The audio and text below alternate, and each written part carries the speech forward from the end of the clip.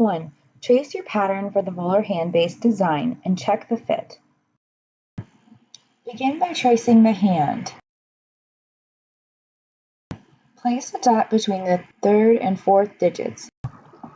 Mark the following key landmarks: just proximal to the second MCP joint, the radial styloid, the ulnar head, and just proximal to the fifth MCP joint.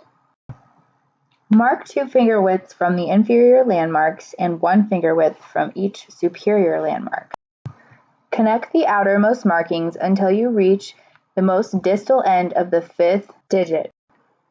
Beginning at the most distal aspect of the third and fourth digits, draw a dotted line to the dot you've created between them.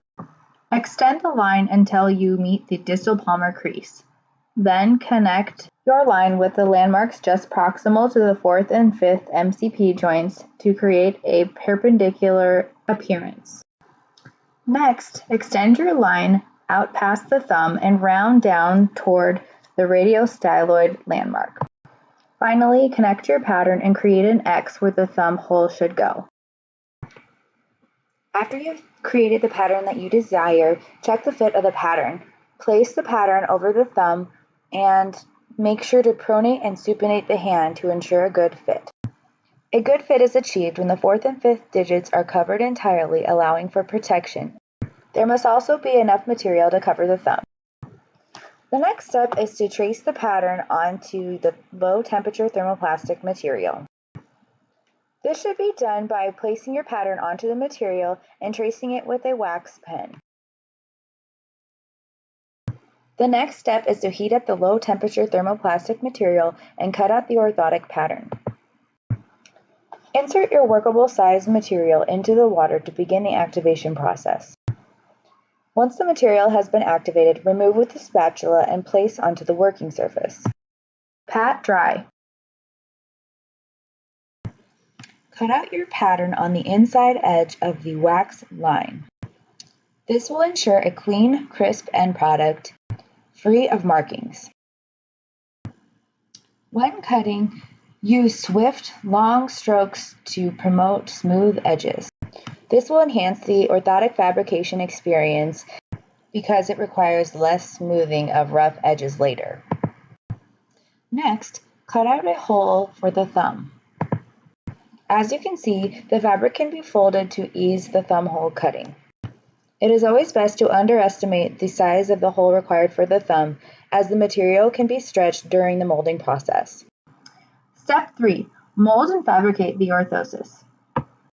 Prior to molding, it is crucial to check the temperature of the material on the client before beginning. Position the client's hand in supination to allow gravity to assist the molding process. Prior to molding, it is very helpful to get reoriented to the fabric direction in relation to the anatomy of the client. It is best to begin with the wrists in a neutral position and all fingers in extension.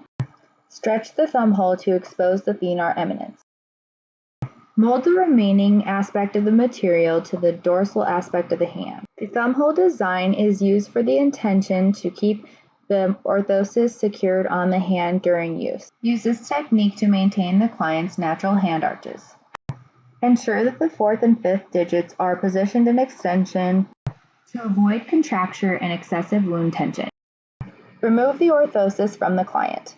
Smooth all edges using a heat gun. To avoid client discomfort, check all edges to ensure smooth. Next is to prepare for strapping.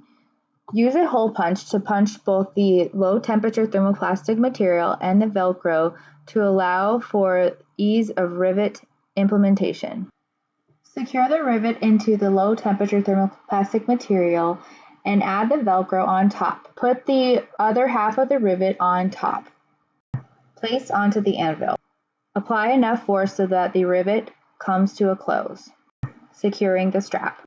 Use scissors to score the orthosis for coating removal along the volar aspect of the proximal interphalangeal joint and on the volar aspect just distal to the fifth MCP joint.